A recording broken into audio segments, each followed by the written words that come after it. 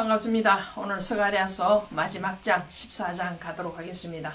먼 길을 달려서 왔습니다. 이제 14장을 통해서 오늘 마지막 때에 우리를 향하신 하나님의 사랑 다시 한번 발견하는 시간 되기를 원합니다. 14장 가시면 여호와의 날이 이르리라 그날에 이렇게 시작을 하시죠. 그래서 여호와의 날 그날 이런 반복적인 날에 대한 말씀을 하고 계세요. 그래서 그 여호와의 날은 마지막 때 말세, 또 하나님이 우리를 향하여서 마지막 구원과 심판을 갈라내는 그날, 이렇게 정의를 하면 되겠죠. 그래서 그날에 내 재물이 약탈되어 내 가운데서 나누이리라.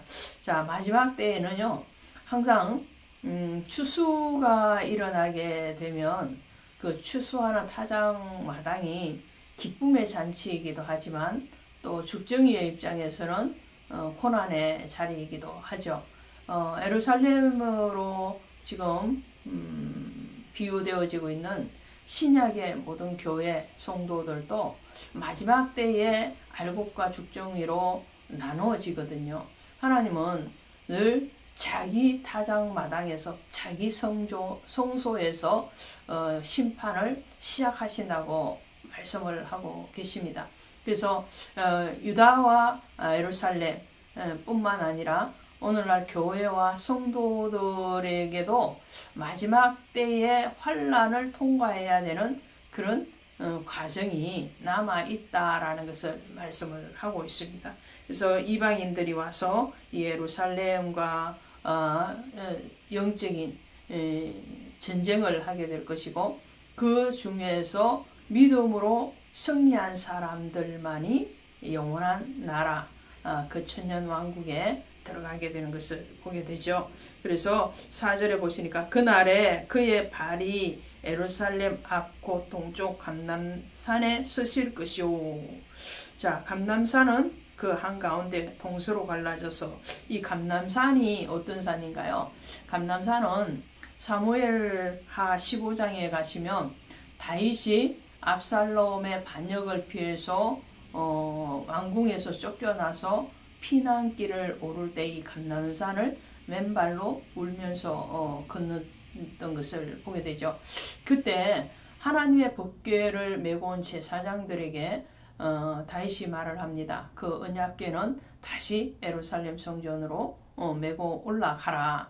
하나님이 뜻하신 바가 있으시면 다시 나를 그곳으로 인도하시리라. 그래서 하나님의 법궤를 앞세우고 방패막으로 삼는 것이 아니고, 다윗은 믿음으로 그 자기에게 징계하시는 그 하나님에 대해서 회개하고 그리고 성결해 가는 그 고난의 과정을 걸어가는 것을 보게 되죠. 또 이 감람산은 감람류가 나는 산이 감람산이고, 또 예수 그리스도께서 고난을 당하신 그 겟세마네 동산이 바로 이 감람산이죠. 그래서 예수께서 진액을 짜내는 정말 중보의 기도, 그분이 십자가를 지시기 전에 먼저 그 자신의 온 영혼을 들여서 하나님 앞에 그 사명에 대해서 순종되어진 그 산이 바로 이 감람산이고, 이 감람산에서 예수님은 또 성천하시고 그리고 다시 오시마 약속하신 산이 바로 이 감람산입니다.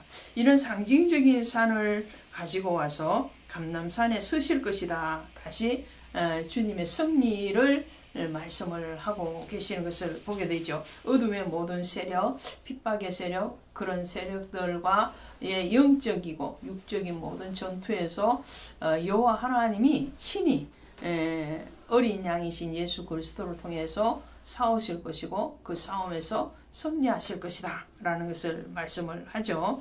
그리고 7절부터 보시면 여호와께서 아시는 한 날이 있으리니, 여기도 한 날 이렇게 말씀을 하죠. 여호와의 아시는 날, 그 하나님만이 아시는 마지막 때를 얘기하죠. 그 날과 그 시는 내가 알 수 없으니 오직 아버지 하나님 한 분만이 아신다고 그러죠.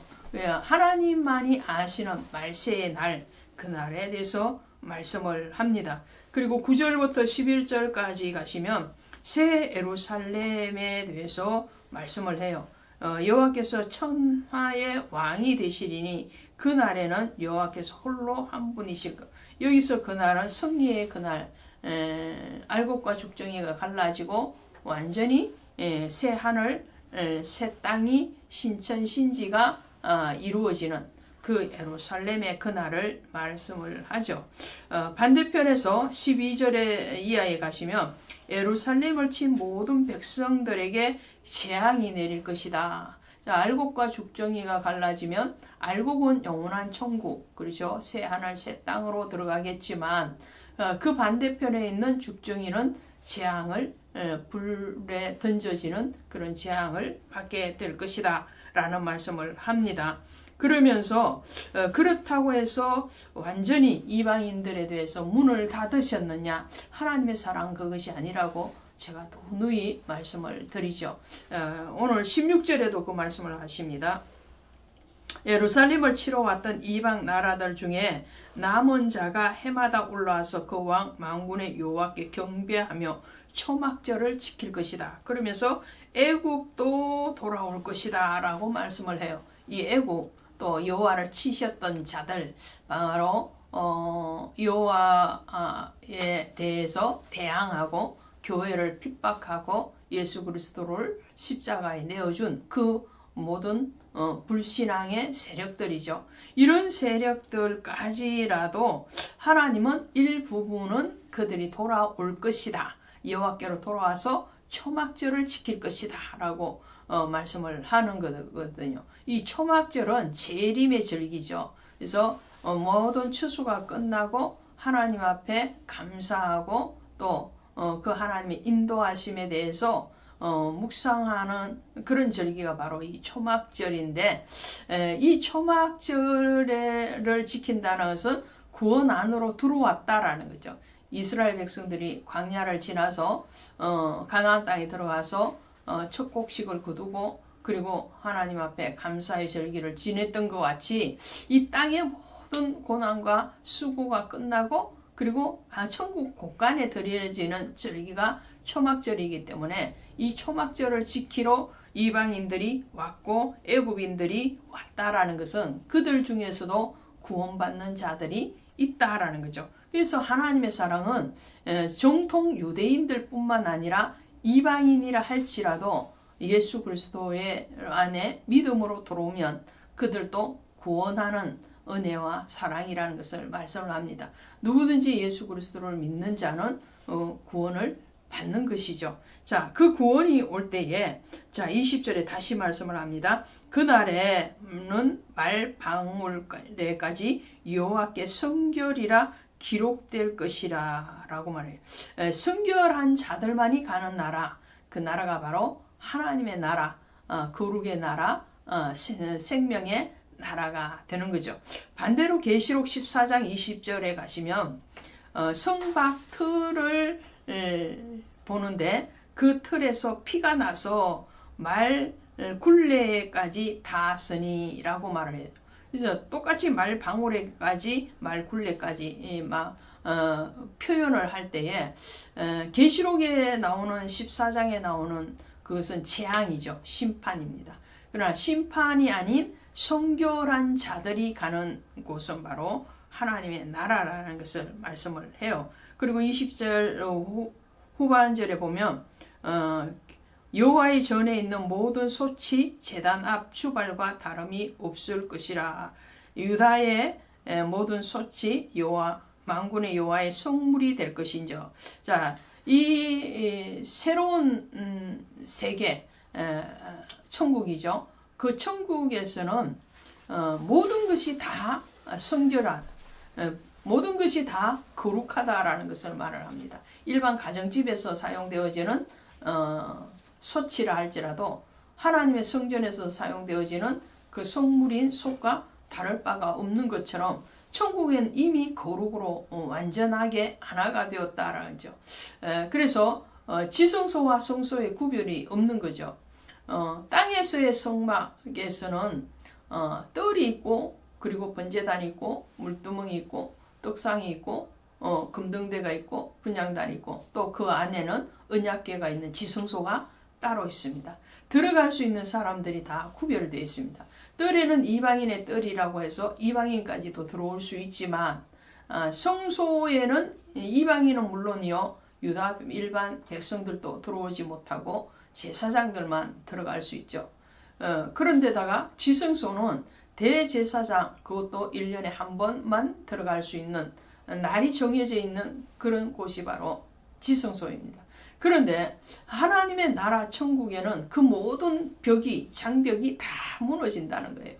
이방인들도 들어올 수 있고 거기에는 정말 정통 유대인 혈통적인 유대인도 들어오지만 영적인 유대인들은 누구나 다 열려 있는 곳이 바로 천국이다.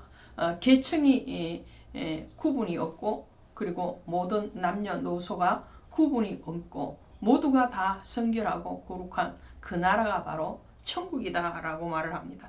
이 계시록 21장 23절에 가지고 그 성은 해나 달에 비춤이 쓸데없으니 이는 하나님의 영광이 비치고 어린 양이 그 등이 되심이라 그랬어요. 그래서 만국이 다 그 빛 가운데로 거하게 되어지는 곳이 바로 천국이다 라고 말씀을 하죠.